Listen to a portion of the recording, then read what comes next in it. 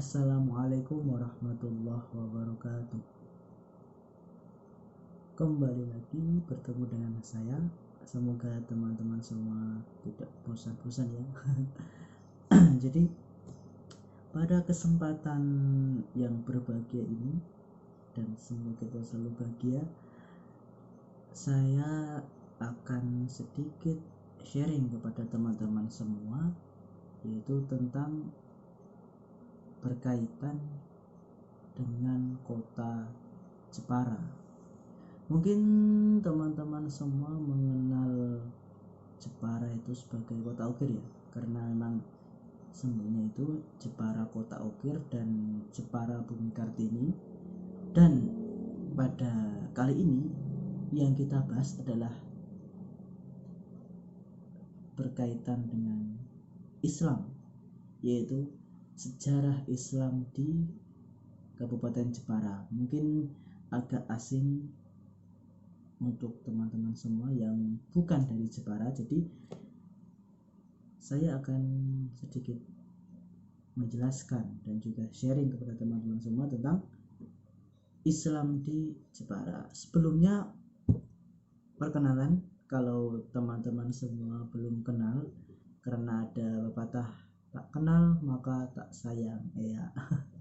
Jadi nama saya Zulfa Nuruddin Al-Maksum, NIM 230191901115, dari mahasiswa program studi Pendidikan Agama Islam, Fakultas Tarbiyah dan Ilmu Keguruan, Institut Agama Islam Negeri Salatiga.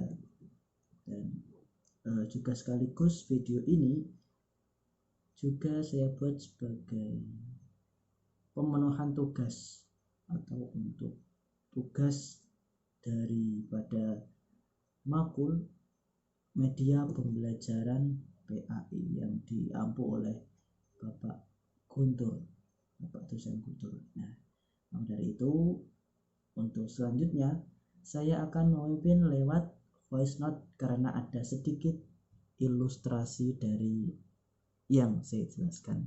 Terima kasih, selamat mendengarkan dan memahami. Jepara sebagai salah satu bandar pelabuhan di pesisir utara Pulau Jawa mempunyai peran sentral dalam perniagaan pada Kerajaan Demak. Bandar ini berfungsi sebagai kota pelabuhan, perniagaan, dan perdagangan. Oleh karena itu, banyak berdatangan para pedagang dan penyebar agama untuk datang sekaligus tinggal dengan membentuk pemukiman. Sama halnya di daerah-daerah lain di Indonesia, penyebaran agama Islam di Jepara juga dilakukan dengan cara perdagangan, perkawinan, dan kesenian.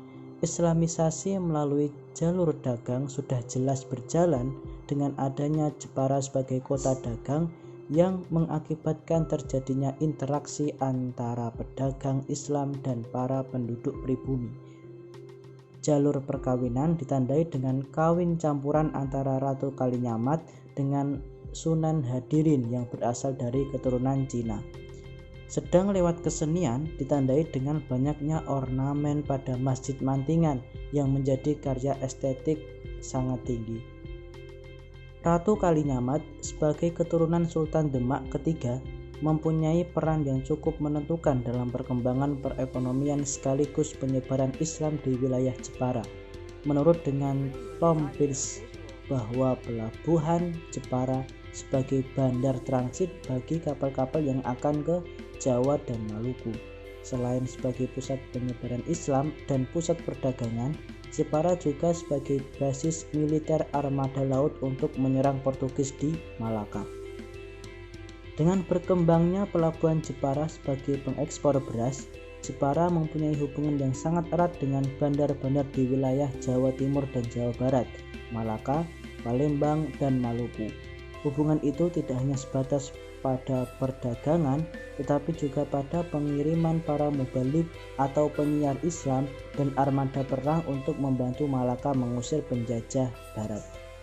Hubungan antara kerajaan Jepara dengan kerajaan asing pun terjalin dengan akrab, seperti hubungan dengan kerajaan Cina yang dilakukan dalam bidang pertukangan dan pemerintahan. Bukti hubungan itu adalah diangkatnya Qi Huiguan dari Tiongkok sebagai patih dengan gelar Patih Sungging Badarduung. Setelah berhasil meningkatkan perdagangan, perekonomian, dan pemerintahan yang mantap, Ratu Kalinyamat memfokuskan diri pada dakwah Islam di wilayah Jepara. Hal ini ditandai dengan menumbuhkan kesadaran terhadap pendidikan agama pada masyarakat. Pendidikan sebagai sarana membentuk sumber daya manusia yang maju dan bertakwa kepada Allah. Pendidikan ini ditempatkan di masjid dengan mendatangkan guru yang biasa disebut kiai, sunan, atau wali. Ratu Kalinyamat mendirikan masjid sebagai sarana dakwah Islam. Masjid yang dibangun masa pemerintahan Kalinyamat pada tahun 1481 Saka atau 1559 Masehi mempunyai fungsi ganda. Masjid selain dipakai sebagai tempat untuk beribadah kepada Allah, juga berperan sebagai sarana sosial kemasyarakatan, sarana pendidikan, dan ekonomi. Sarana sosial itu adalah tempat berkumpulnya masyarakat untuk melakukan kenduri seperti mauludan dan lain-lain, mengunjungi atau ziarah ke makam yang dikeramatkan di belakang masjid. Fungsi pendidikan formal dan informal tentang pengetahuan agama dan kesenian. Fungsi ekonomi sebab Masjid Mantingan memberi nuansa pendidikan seni, yaitu seni ukir yang terdapat pada dinding-dinding masjid. Ukiran ini menandai bahwa eksistensi perekonomian Jepara yang ditopang oleh kerajinan ukiran itu ada sejak berabad-abad lampau. Dengan berkembangnya pendidikan di Jepara pada masa kepemimpinan Ratu Kalinyamat menyebabkan terbentuknya sebuah komunitas masyarakat Islam santri. Komunitas ini terbentuk dari orang-orang yang telah belajar ilmu-ilmu agama dan betul-betul menjalankan apa yang diperintahkan oleh syariat Islam. Baik teman-teman, itu tadi ialah penjelasan sedikit dari saya tentang sejarah Islam di Jepara. Semoga teman-teman semua dapat mengambil pelajaran dari apa yang saya sampaikan dan semoga bermanfaat. Juga saya ingin mengucapkan banyak-banyak terima kasih serta mohon maaf kepada teman-teman semua apabila ada kesalahan yang saya perbuat. Jadi referensi tadi saya ambil dari jurnal yang diterbitkan oleh Universitas Islam Negeri Jakarta, dan semoga kita dapat kembali bertemu lagi. Saya akhiri, wassalamualaikum warahmatullahi wabarakatuh. See you.